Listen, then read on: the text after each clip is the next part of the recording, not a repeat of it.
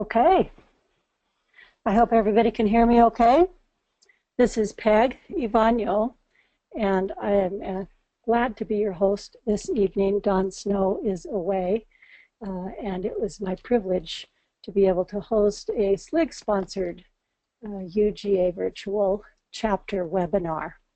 Tonight, we are pleased to be able to hear from Paula Stuart Warren on taking your research to the next level. Before I introduce her, I just want to go over some kind of housekeeping items. First of all, I wish to just point out that Paula is a course coordinator, has been for many years, for the Salt Lake genealogy.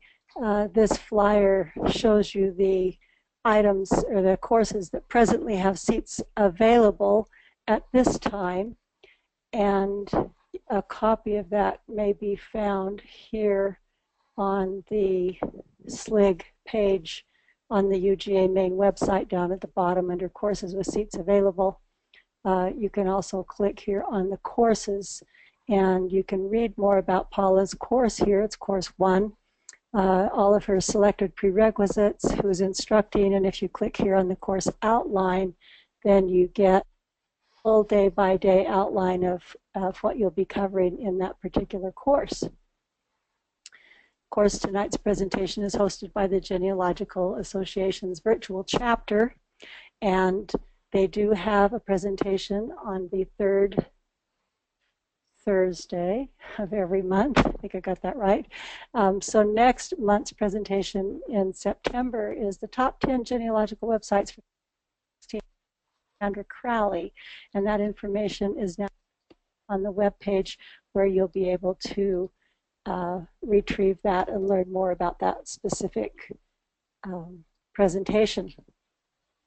So Paula is going to be taking questions throughout, so feel free to post them in the question panel and I will facilitate those for her. We don't have a handout for tonight's presentation, but feel free to ask all the questions. I'm getting a message here that my audio is breaking up. Is that more than one of you? Paula, can you confirm for me at all? Yes, you are breaking up here and there. It's not good. Pay Comcast for 50 megabytes of whatever it is. They should certainly move me along. Let me see if I can close a few more windows here, just so my system's not confused about what our focus is at the present time. Okay. Hopefully that's a little better. Do you want to confirm that? It does sound a little bit better. Okay. Well, as soon as we change presenters, that will probably help. So Paula Stuart Warren is a certified genealogist. She works in genealogical and historical research. She does consulting and writing, focusing primarily on unusual manuscripts, problem solving, Native Americans. She has researched on-site across the United States and has been a course coordinator for SLIG since 1997. Lectured at the National Genealogical Society and the Federation of Genealogical Societies conferences, and in 30 different states in Canada. She has been an officer of the Association of Professional Genealogists, a board member of the Minnesota Genealogical Society. She currently serves on the board of directors for the Federation of Genealogical Societies and is a faculty member of the Genealogical Research Institute of Pittsburgh, as well as SLIG. She's written for Ancestry Magazine, NGS Magazine, New England Ancestors, the Minnesota Genealogist, and of course has her own blog. I'm going to turn this over so she can show her screen. Okay. It should be up now. Looks beautiful. Go ahead. Alrighty, thanks, Peg. Nice to talk to you from a distance. Isn't it just amazing how far away we can be from each other and talk? Yes, yes. So tonight I'm going to talk a little bit about the course that I coordinate for SLIG, but also partially about SLIG in general. I think SLIG has become so ingrained in my life that I just automatically think every January it's SLIG, every January it's SLIG, and I look forward to it. So I'm going to talk a little bit about the Salt Lake Institute of Genealogy, and I want to ask you to think about why haven't you attended if you haven't attended. You don't know what you're missing. It's really a lot of fun. It's extraordinary education. There are so many wonderful coordinators and instructors, plus all the people that attend. The camaraderie is just fabulous. I don't know how other ways to put it, but you see people everywhere. You see genealogists. The hotel is full of genealogists. The library is full of genealogists. It's really nirvana. I look at it as fact that no matter what course you're in, you're in there and you're getting new advice givers, people to help you with some of your genealogical issues, the people in the class as well as the instructors. A lot of people have found some new family connections, either with localities or with specific family in their background. And it's also a good place to hear from the instructors because you get a lot of breaking news about things that they're involved with or what companies are doing. And one of the best things is, beyond all that, it's right near the Family History Library. And who wouldn't like that? So Salt Lake Institute of Genealogy and me, as you know, in 2017, SLIG celebrates its 22nd year. In 2017, I'm celebrating my 21st year with SLIG. The very first year that I was there, I was an instructor. I was not a coordinator. So I've been a coordinator for 20, is it 20 or 21 years now? I always forget which it is. I could do the math, but that would be tough tonight. And I've taught in several other courses over the years. And even though I've done it all these years, it doesn't get old to me. I still love the teaching and the interaction with everybody. I love my past students, but I always welcome more students. One of the things I like about my students is so many of you become my friends, and ones who were friends before don't abandon me after that. You stay my friends. So as Peg showed you earlier, here's the website for the Salt Lake Institute of Genealogy. And if you look over here on the left, there's all kinds of information there. And if you're thinking about coming, and especially if you're already registered, be sure you look at each of these links that's there because they are full of information. So how popular is SLIG?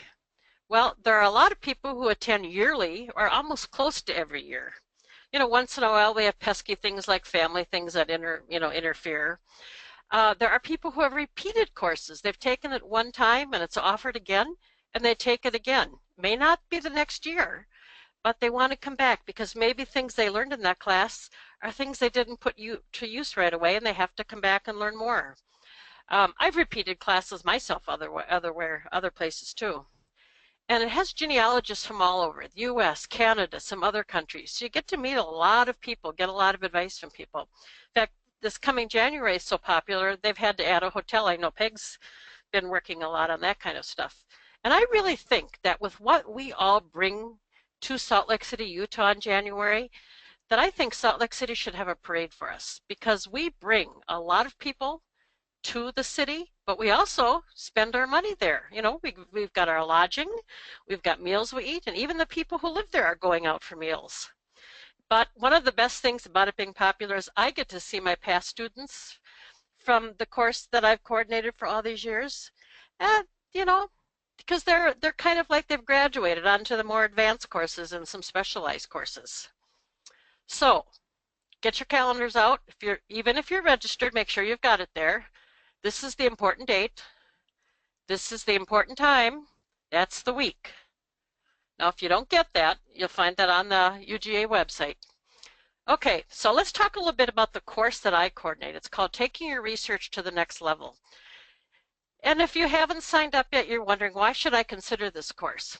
Well, you might have some roadblocks in your genealogy. And those of you who will attend will learn a little bit more about why I call them roadblocks and not brick walls. Maybe you've exhausted online resources. You think you've done everything. Maybe you need to learn about some other records that are out there and from people who have used them. Maybe you need to learn more about the repositories, the places where we find some of these records, and for some specific states. Now, I do have to tell you, taking your research to the next level is not for the basic beginner, But yet we've had a lot of basic beginners take the course and they understand that some of the things are going to be a little bit beyond them. That's why they ask questions in between the sessions or, when we have our consultations. But we bring a lot of expertise and we talk about things from all over the U.S., not just one state. And we learn things like, why aren't people in certain records? What affects the records about who is recorded in them, where they're kept today? It's not just a recitation of records. There's so much else that we cover during the week. And it really is one of those courses that's indispensable before you go on to some of the other courses. And why should you consider the course? My co-instructors. So your instructors include Luana Darby. Luana lives in the Salt Lake City area, and I've known Luana, I was trying to figure that out earlier today, I think probably about 15 years. I'll have to double check that with her. But she's been very involved with SLIG for many years. She's done a lot of volunteer work with SLIG. She's teaching some classes, and she's teaching on other courses this year. And Cindy Engel, who you might know from cindyslist.com, who has her own course at SLIG this year, but I talked her into giving up one of her sessions in her course and coming and talking to mine. We'll talk a little bit more about what these people are teaching. And Debbie Mazzella. Debbie Mazzella has been with me at SLIG for quite a few years. And I think Debbie and I have known each other probably getting close to 20 years or a little bit under. And of course, neither of us have a gray hair. And then there's myself. So you don't want to hear too much about us. You want to hear about what's going on in the course. So we're going to cover 19th to 21st century resources, methodology, issues with records, how records were created, and analysis. But I want to emphasize these are U.S. resources. We're not covering Sweden. We're not covering Germany. We're not covering anything with South America. And in addition to that, we're not covering colonial. We're covering the 19th to 21st century resources. We're going to learn a little more about what some of these records are, the reasons that they were created, the interpretation of what's in the records, because that's so important to us as we get to the point where we're getting to the next level in our research. In the class week, we have a lot of interactive time. And if you're not familiar with SLIG, you sign up for one course and you are in that course all 5 days, Monday through Friday. So, but we do have a lot of interactive time in course one, and that gives you time to interact with the instructors, with the other people in the class. It's kind of a shared knowledge time, but it's also a time where you're doing some hands-on work, and it really helps get the information ingrained into your mind. One day during the week we have a computer lab, and I'll go into that in a little bit more. And we have scheduled one-on-one consultations, and I'll get into that a little bit more. And one of the great reasons, too, is you get an extensive syllabus just for this course. Each course has their own syllabus, and it's yours. You get to take it home. And they really are helpful, and they're good for reference, and you can go back and remind yourself of what you had learned. Now, there are some prerequisites. I'm not really, that firm on these, but they're not really too pesky. I'd like you to have some experience in some records. Ideally, you'd have some both online and off. Maybe if you haven't gotten to a courthouse or to a library and archive, at least you know that they exist, what kind of records you're going to find there. I'd like you to have some real knowledge of online resources, a lot of different websites, both paid and not paid ones, because there are so much out there, just so you kind of know what we're talking about. And of course, since we're going to be in Salt Lake City, a familiarity with FamilySearch.org. Both what's digitized on there, what's indexed on there, with family trees that are on there, and highly suggest you really spend some time learning what's in the catalog, because we'll be referring to some things in there during the week. And if you've attended a couple classes here and there on how to do genealogy or specific records, that even helps you a lot. You could read a couple how-to guides. That's another way to learn a lot more. And usually I get asked, like, what ones do you recommend? I just thought of that. I will put, and I'm making myself a note as I say this, I'll put some how-to guides on my blog. I've had some other requests for them, my own blog. You can just find it by typing my name in. But I have done that before when people have asked what are some suggested ones, but there are a lot out there. It's strongly suggested that you bring a computer or a tablet, a laptop computer. Don't bring your desktop, so that you can do some research during the week and maybe sometimes take notes. But you'll understand why as we go on. But you've got to remember that hopefully your tablet or computer has some good battery power, because fire marshal's not going to let us string computer cords all over the place. Neither will the hotel. Okay, guess what? There's no tests during the week. There's no pop quizzes. There's no written thesis. There are not daily assignments. I hear some of you yelling, hooray. There's no spelling bee. That might be a good thing to instigate, though. But there's not. There's no final exam to get your certificate of completion, and there's no written homework. Technically, there's not, but you may want to write some things down, and you'll find that out as we go on. So basically, there aren't any exams, so you can relax about that. But part of this is we're adults. And the way this course goes is a lot of our tests are when we have our discussions in the class, when we interact with each other and with a group's project for the week. There's also some surprises during the week, and I don't give everything away when I'm talking in this webinar tonight, because you have to be in the class to find out. It just might include some door prizes, some candy, and there's a couple of other neat things that are going to be happening. So let's just kind of do a quick overview of some of the classes by day. And I'm skipping Monday, and you'll understand in a few minutes why. So on Tuesday, Luana Darby is going to start off the morning with a lesson on tax records. I'll talk more about that in a minute. Then Cindy Engel is going to come in and talk about the hidden web. Then in the afternoon, you're going to be with me in one of the computer labs over at the Family History Library. And then later that afternoon, we're going to have accessibility for 101 consultations. The consultants on Tuesday are Luana Darby, Debbie Mazzela, and me. Okay, let's look just briefly at Luana's talk about the tax man cometh, using tax records to solve missing ancestor dilemmas. Just amazing what tax records can teach us. She's going to be talking about what's in the tax records, why they're created, about the legalities involved.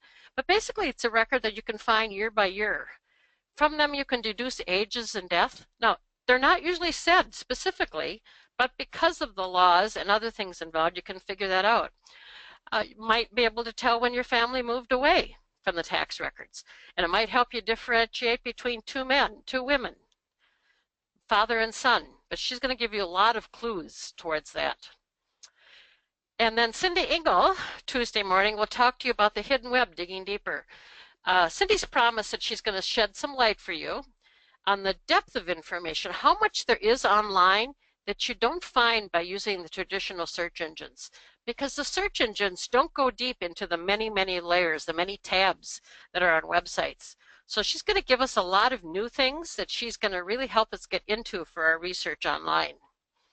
And we know that not everything's online, so that's what a lot of the class during the week goes to. Now, computer lab projects at the Family History Library, it's wonderful that we've got Cindy doing hers first, and then we'll be in the computer lab Tuesday afternoon after lunch. And I should tell you that there will be transportation from the Hilton Hotel directly over to the Family History Library at some scheduled times. And you'll get all that information later on. During this session, you will have specific tasks we're going to work on. I'll be in the room with you. I'm going to get you into some amazing websites. And not just things that are digitized or indexed that we're, when we're looking at the records, but other details that are just going to blow your mind about what's out there for family history research. What I show you is going to lead you to, though, some wonderful online and on-site records, things you're not going to be able to access online, but that might solve some of the dilemmas in your family history research, or just get you further back in generations. I promise what I'm going to do with that computer lab, and probably with what Cindy's teaching you in the morning, we're going to ruin the rest of your Tuesday and beyond, because you're going to want to spend some time with all the new things you're learning with doing other things on the website. Okay, the one-on-one consultations, we have them on Tuesday and Thursday, and those are the instructors that'll be with you, the consultants. You will be able to sign up. We'll have the sign-up sheet starting Monday. These consultations are only for the people in course 1, in my course. I was this is the course that's the very first course that ever started doing the consultations. It's amazing how many others do them now.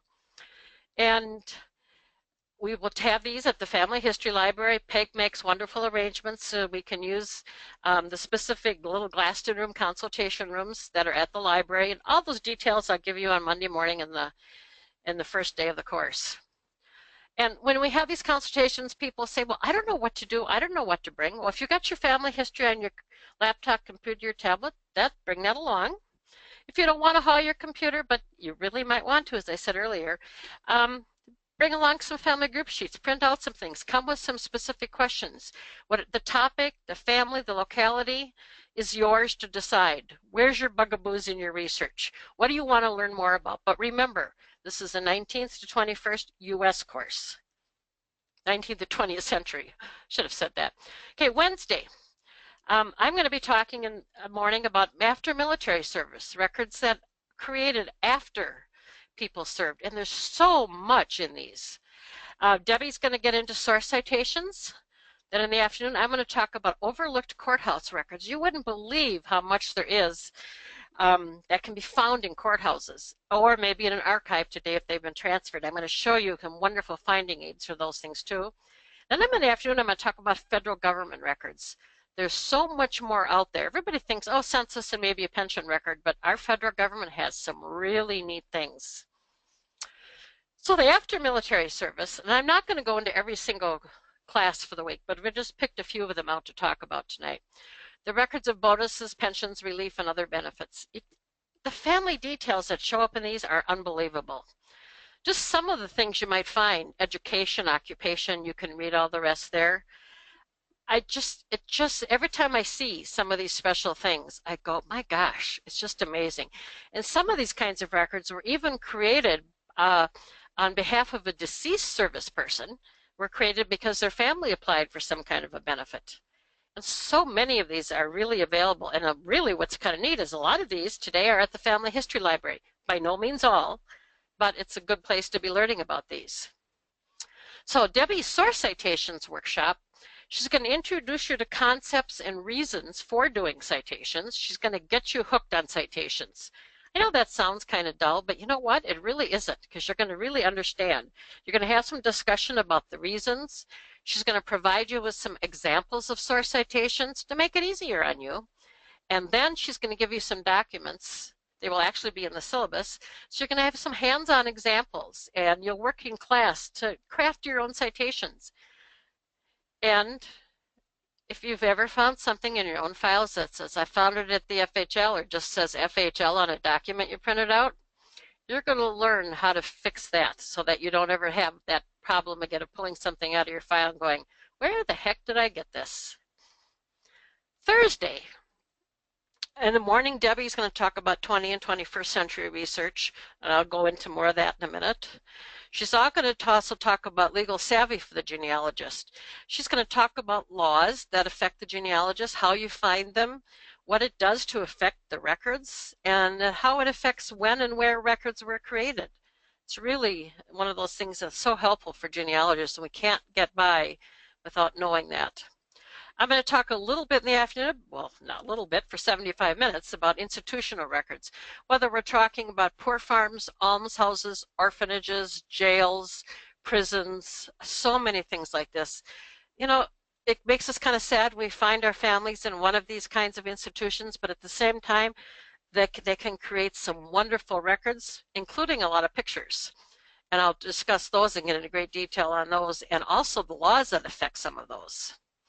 And then in the afternoon, I'm going to talk about deeper newspaper research, and I'll cover that more in just a minute here. So here, let's talk a little bit about Debbie's 20th and 20th century. First, 20th? Why is that such a problem for me to repeat? 20th and 21st century research. So you're going to learn about research skills and tools that you need to work with the more modern research problems, where we don't have as many censuses. Maybe we don't have access to some of the vital records. This is really an area where Debbie excels, because she has done a lot of the work that she does in her professional life is with 20th and 21st century research. So she's a good one to be doing this course, this class. Then I'm going to be talking about deeper newspaper research. I'm not talking so much about your your weekly or daily newspapers, except I will cover a bit of those with some special things in those. But I'm going to go into more of these other kinds of newspapers. It might be a missionary newspaper, an ethnic newspaper, and oh, the obituaries in some of those are wonderful.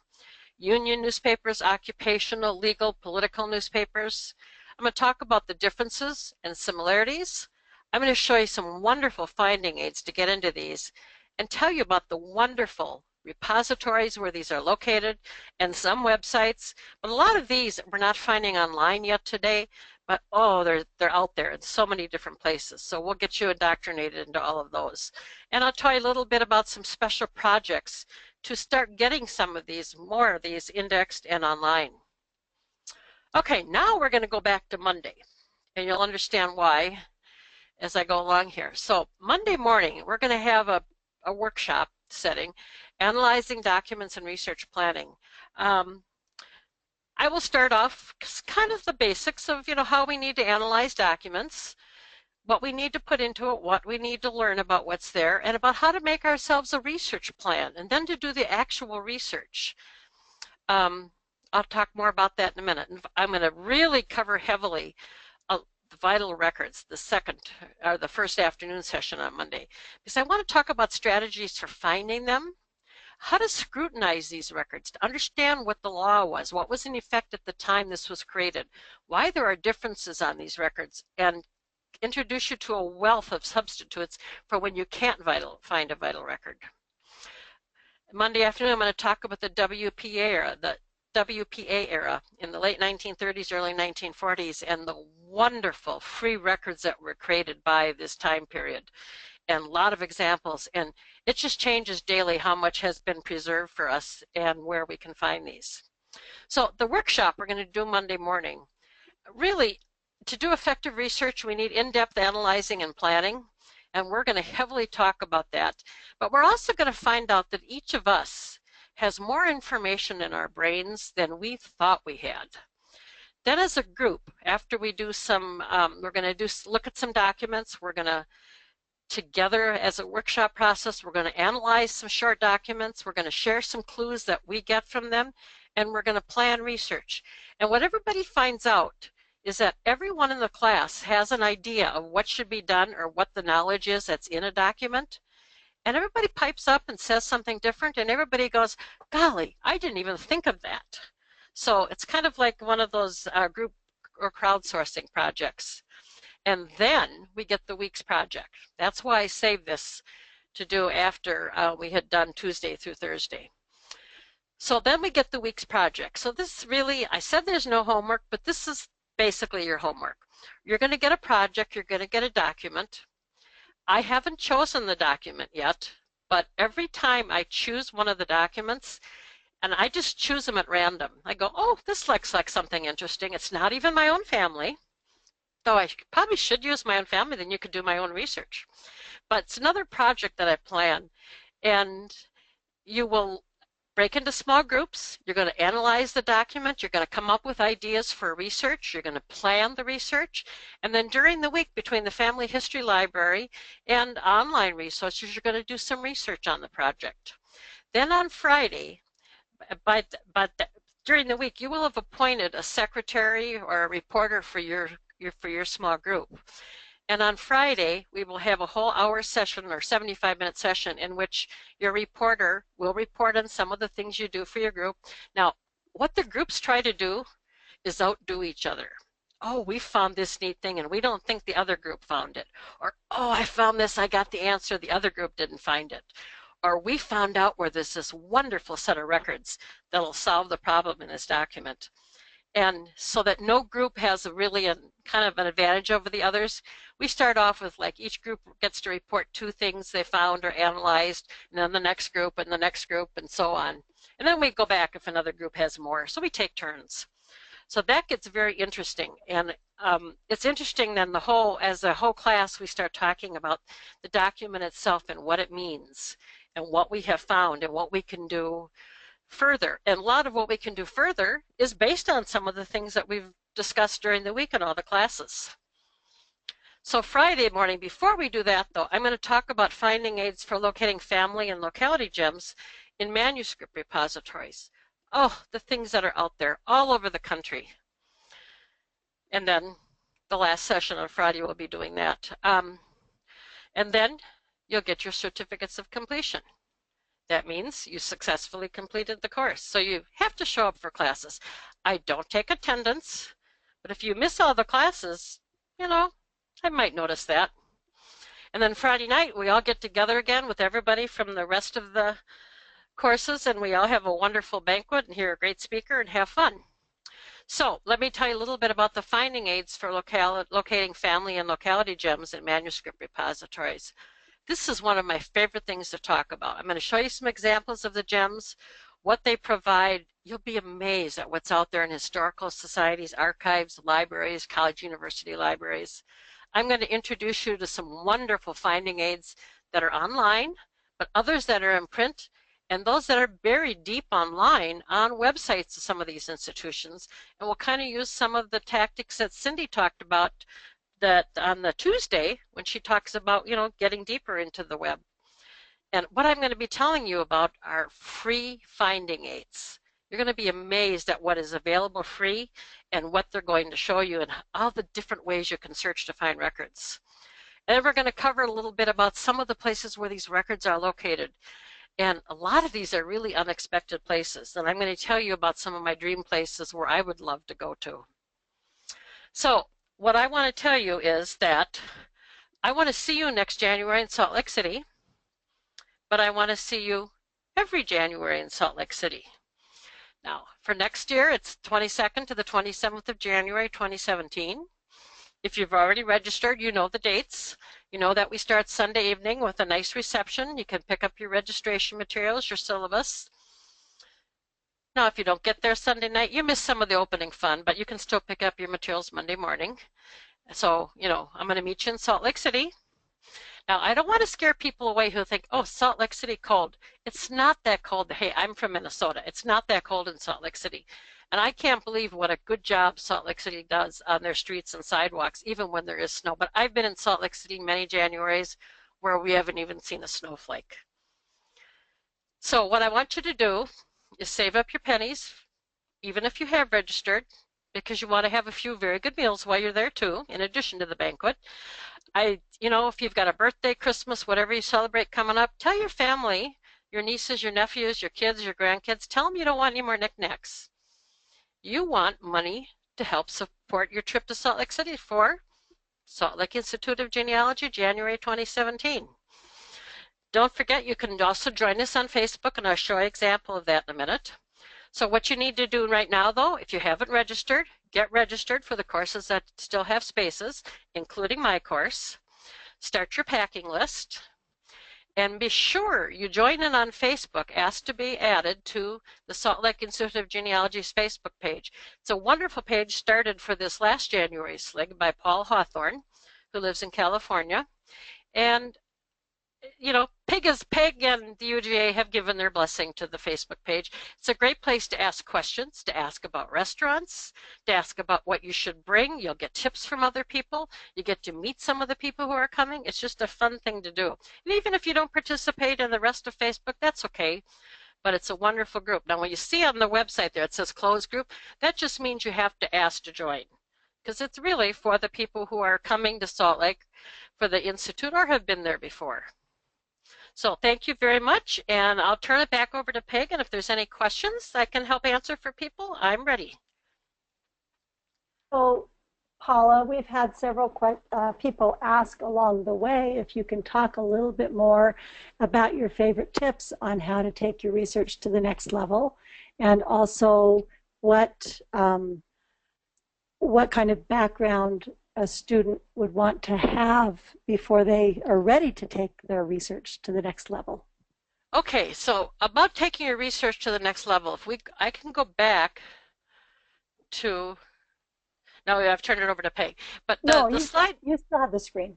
The slide I talked about with my, no, the computer's not going to cooperate now, but the slide I talked about with the prerequisites, that, to come to the class and get the most, as I said, you can read some big guidebooks, take a class or two, like an hour class or something. You've really paid a lot of attention to learning more about records, to what's out there, what you've done online. A lot of times I see people saying online, I have searched everywhere and I can't find this. And then the question becomes, oh, all they've done is search one or two websites and they haven't found it, so they think they've got a brick wall. And that doesn't always hold because there's so many other places to find records, both online and off. And we're going to talk a lot about that. One of my favorite tips about going to the next level is if you haven't read some of the basic genealogy guidebooks that are out there, oh, for heaven's sake, why not? You can borrow them from libraries. And as I said, I'll post some of my favorites on my blog, but it really is. It's research. Today we've got so many people who are just hearing commercials, they're looking at things online, and they think, oh, I can find it all there, but it's not. I mean, we've got wonderful online resources. I'm so lucky to live in this age where I can go online and do so much, 3 in the morning when I can't sleep. But at the same time, we can't solve everything with online research. And that's what taking your research to the next level means, is we're going to go beyond that. We're going to learn about the records, and we're going to find out a lot about why people may or may not be in records. And we'll talk about some of the idiosyncrasies from place to place within the U.S. even, or sometimes even within its own state. Now, a couple of you have got your hands up, but you haven't typed me a question. Can you just kind of take a look and see if your hand is up and send me a note here?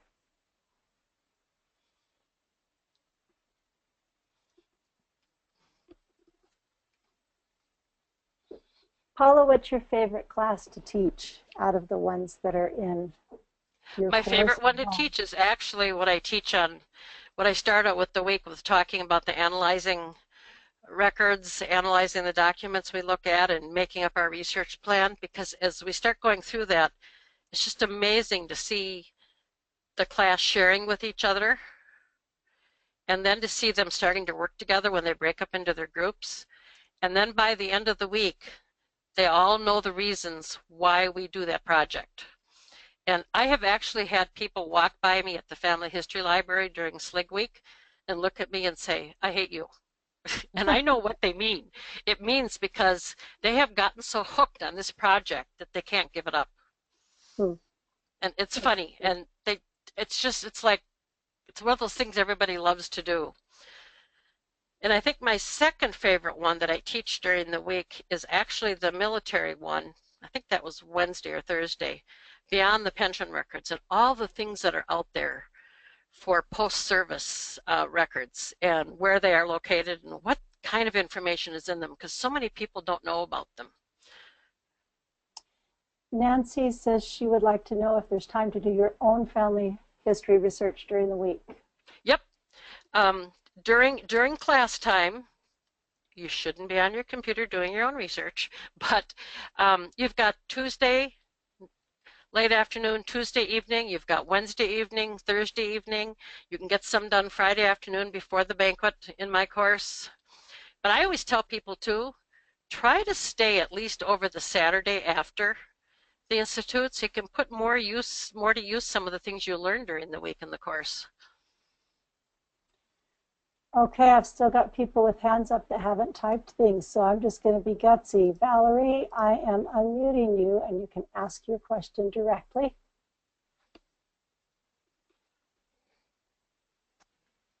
Valerie Lair? Oh, she's a past student. Yeah. I took my Do you have a question? Okay. Sherry Lloyd?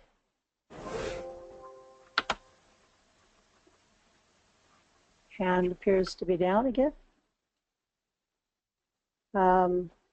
Check your hands. I'm going to call on you. Paula, you're unmuted.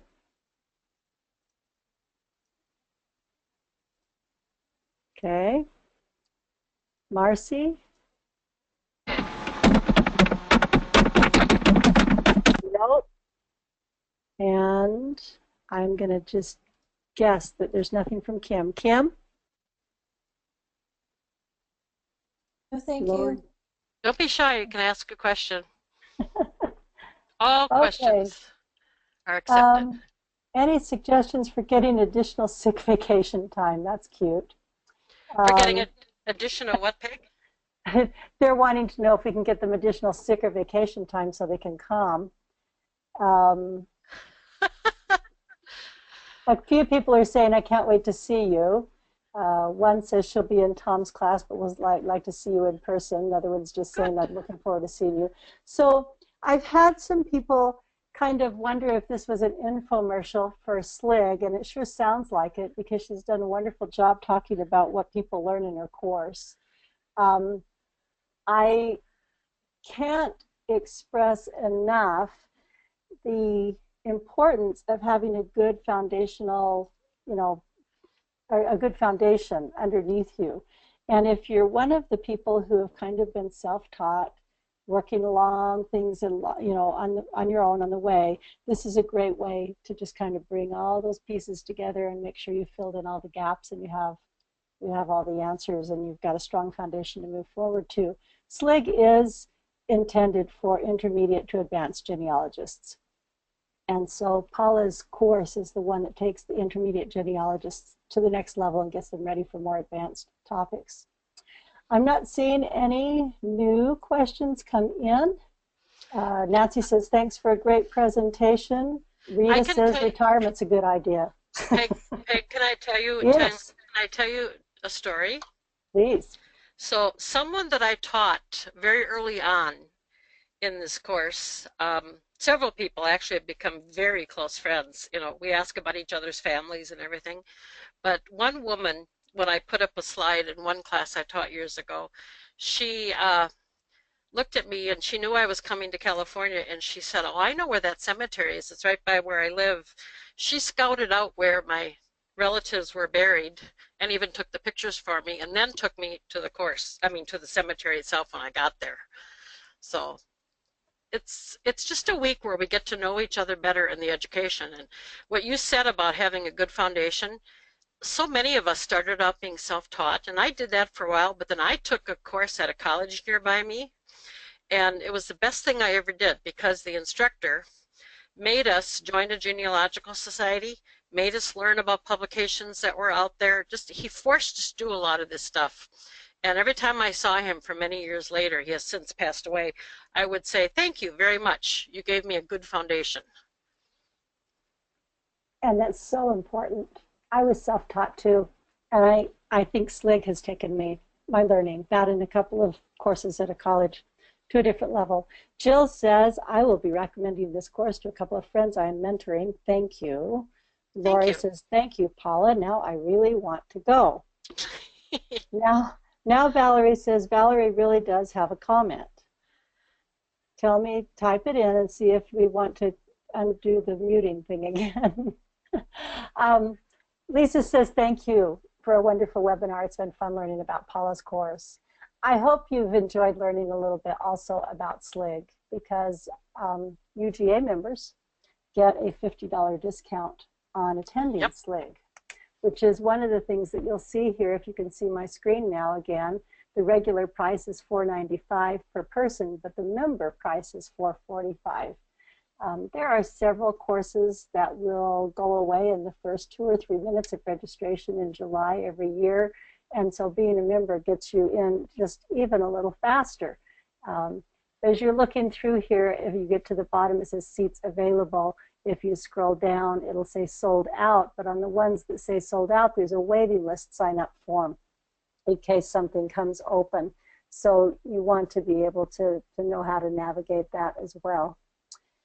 Any other questions? Oh, wait.